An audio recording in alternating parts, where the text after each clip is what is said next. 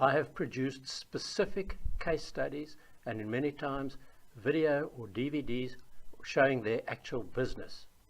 That's why my unique selling position, or my USP, has always been your partner for training. I don't replace training, I become your partner and complement the training. So I have, as you've seen, I've had experience in many, many fields. I can help you. There's just no maybe about it. I recently saw somebody advertising a selling skills program. And what they had written there was, this selling skills program will satisfy all your selling needs. Well, I do query that. For example, if one looks at selling skills, they have what we call, you have product-centered selling, you have client-centered selling on the other extreme. Product-centered selling is where you are involving with a customer. Client-centered selling, involving with clients, you're selling a service. So you have product or customer service selling, product or customer-centered selling, and on the other hand you have client or service-centered selling. Two very, very different sets of skills, like rugby and football. But also on the product-centered selling, you have the simple product-centered selling, like somebody going in and buying a bottle of milk and a newspaper and walking out, paying for it and walking out. That's a simple transaction. Also on product-centered selling are the big ticket items, expensive clothing, a lounge suite, which costs a lot of money. Those two, the complex and the simple, require different types of selling. Why? Because they have different objectives. The objective of the simple product-centered salesperson is to maximize your sales in the shortest possible time. If you go in for a 2-liter bottle of cool drink, and they don't have, but they have 1-liter bottles, you're quite happy to pick up the 2 1-liter bottles and pay for it and walk out. It's more complex with the big ticket items. So your objective with big ticket item sales is to maximize your sales by providing your customer with exactly what he or she wants in the shortest possible time. The other extreme, as I mentioned, is the client or service-centered selling. Now there again, we go from a simple type of selling, for example, selling advertising space. It's not a difficult thing to sell, but what you are selling is a promise. It is simple, and your objective there is not just to sell advertising space, but it's to establish a business relationship with that client in the shortest possible time. You deliver the goods, the advert works, they get a return on investment, you've got a client, a long-term relationship. The more complex though, where you get into the insurance fields and dealing with very, very tough clients or vendors in negotiating skills, retail for example, your objective is very different. There your objective in the complex client service-centered selling is to establish a business relationship profitable to both parties over a period of time. You take out life insurance, you will only know when it's too late whether you've made a good decision or a bad decision. You work on trust.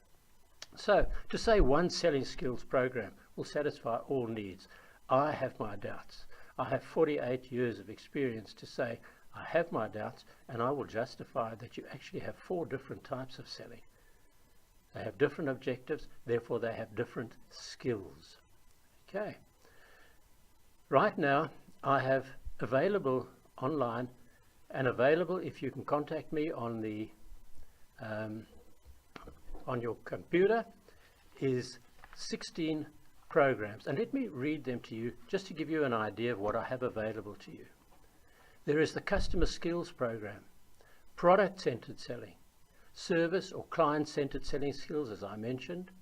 I have retail negotiating skills and ordinary negotiating skills. I have a supervisory development program for first-line supervisors fairly new to the position. I then have an advanced supervisory program, much more complex. I have the total sales management system from interviewing to performance management to coaching skills for sales managers.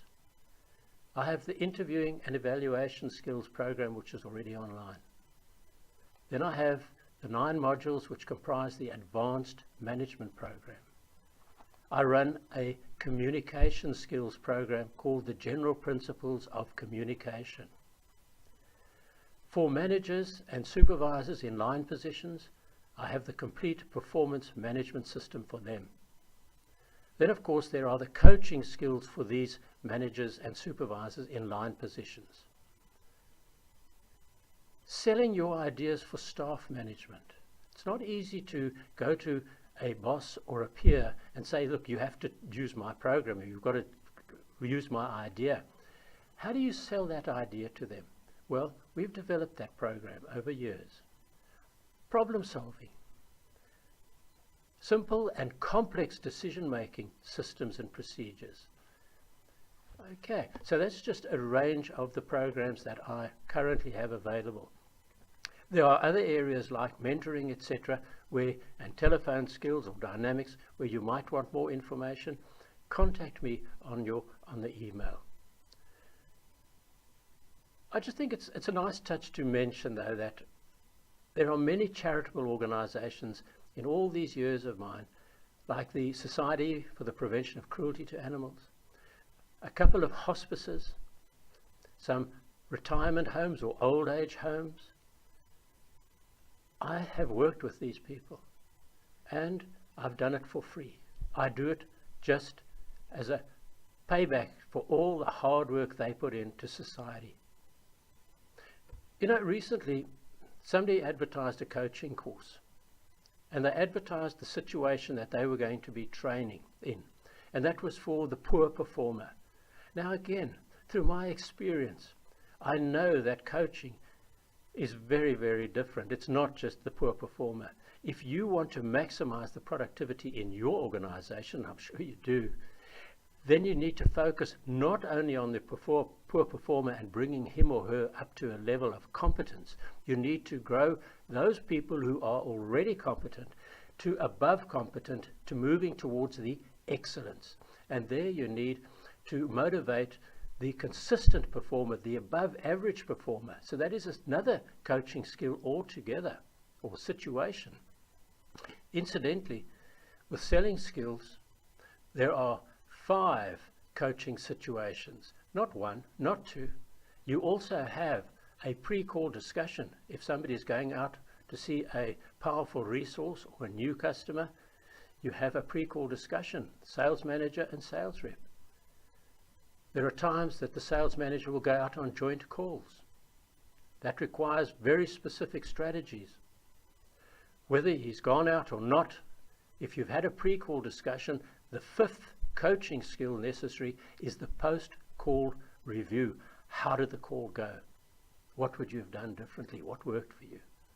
Okay, so coaching depends on the type of industry, whether you're in the manufacturing or you're in the sales. I have the strategies and the skills and the case studies for you.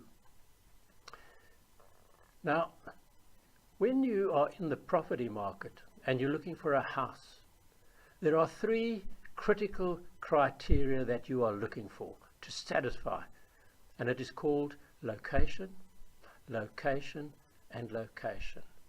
Well, I believe on the training side, my motto to you would be those 3 critical criteria would be experience, experience, and experience. I thank you for sharing your time with me. I do hope and I trust that I'm going to hear more from you, and I can be available to help you to grow yourself in your career. And do remember, I will be your partner for training. Thank you, and goodbye from Don.